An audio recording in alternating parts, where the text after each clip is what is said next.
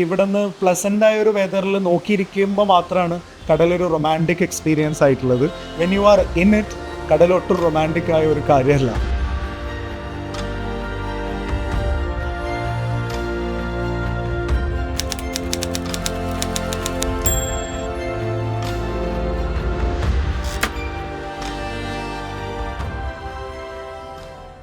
ലക്ഷദ്വീപിൽ വെസ്റ്റേൺ സൈഡിൽ ലഗൂണും ഈസ്റ്റേൺ സൈഡിൽ തിരമാലകളുള്ള സാധാരണ ആഴക്കടലുമാണ്.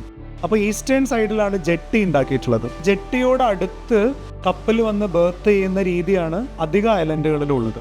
എന്നാൽ മൺസൂൺ കാലത്ത് ഇത് പോസിബിൾ അല്ല. കാരണം വലിയ തിരമാലകൾ വരുന്നത് കൊണ്ട് വാർഫിൽ കപ്പലിൻ്റെ ബോഡി ചെന്ന് ഇടിക്കാനും അങ്ങനെ അപകടം ഉണ്ടാവാനൊക്കെ സാധ്യത ഉള്ളതുകൊണ്ട് പുറംകടലിലാണ് അധിക സമയത്തും കപ്പൽ ആങ്കർ ചെയ്യുന്നത്. ലഗൂണ് ക്രോസ് ചെയ്തിട്ട് ലഗേജുകൾ എടുത്തു വെക്കാനും ആളുകൾ ഇറക്കാനും വേണ്ടിയിട്ട് പുറംകടലിൽ നങ്കൂരമിട്ടിരിക്കുന്ന കപ്പലിലേക്ക് ബോട്ടുകൾ ഒന്നിനു പുറകെ ഒന്നായി വരും. കപ്പൽ ഇങ്ങനെ നിർത്തിയെടുത്തുനിന്ന് അതിൻ്റെ താഴ്ഭാഗത്തുള്ള വലിയ ഡോർ ഓപ്പൺ ചെയ്തിട്ട് ബോട്ട് അടുത്തേക്ക് വന്നിട്ട് അതിലേക്ക് ഇറങ്ങുകയാണ് ചെയ്യുന്നത്. അപ്പോൾ തിരമാലകൾ വളരെ റഫായിട്ട് കടലുള്ളത് കാരണം ബോട്ട് ഇങ്ങനെ സ്റ്റേബിൾ ആയിട്ട് നിൽക്കില്ല.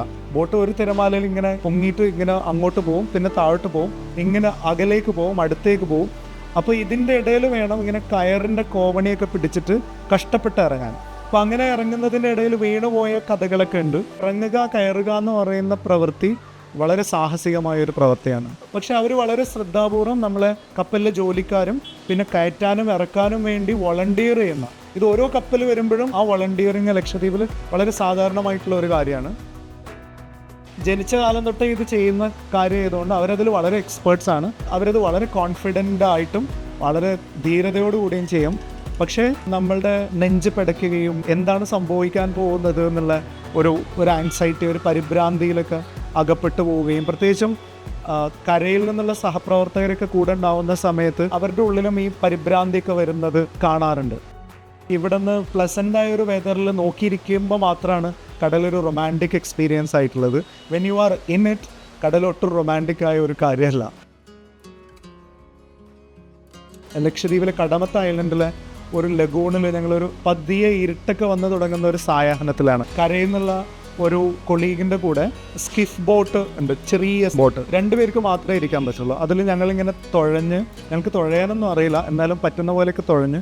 അപ്പോൾ ദ്വീപുകാരായ സുഹൃത്തുക്കളൊക്കെ അവർ നീന്തിയിട്ട് ലഗൂണിൽ വരികയാണ്. അപ്പോൾ ഇങ്ങനെ താഴെ കാണാം. അപ്പോൾ ഇങ്ങനെ കുറച്ചങ്ങ് എത്തിയപ്പോൾ ഞങ്ങൾക്ക് മനസ്സിലായി ഇനി നടക്കുകയല്ല, അവരിനി കാലെത്താത്ത ആഴത്തിലെത്തി ഏതാണ്ട് ആഴക്കടലിലേക്ക് വരാൻ തുടങ്ങിയെന്ന് മനസ്സിലായി. അപ്പോൾ ഞങ്ങൾക്ക് പേടി തുടങ്ങി. അപ്പോഴും ലഗൂൺ തന്നെയാണ്, പക്ഷേ വീണ് കഴിഞ്ഞാൽ അത് കടലാണ്, ആഴമുണ്ട്, നിൽക്കാൻ പറ്റൂല. നീന്താൻ അറിയുന്നതുകൊണ്ടൊന്നും പ്രത്യേകിച്ച് കടലിൽ വലിയ ഗുണമൊന്നും കിട്ടൂല.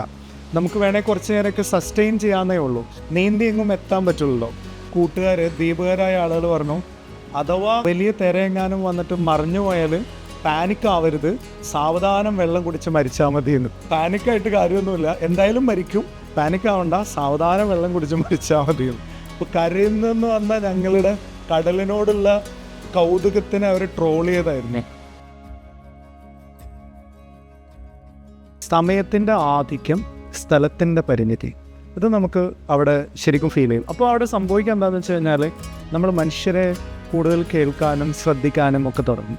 അൺഇൻഹാബിറ്റഡ് ഐലൻഡ്സ് ഇൻഹാബിറ്റഡ് ഐലൻഡിൽ പോകുന്നതിനേക്കാൾ ഡിഫറെൻ്റ് ആയ ഒരു എക്സ്പീരിയൻസ് ആണ്.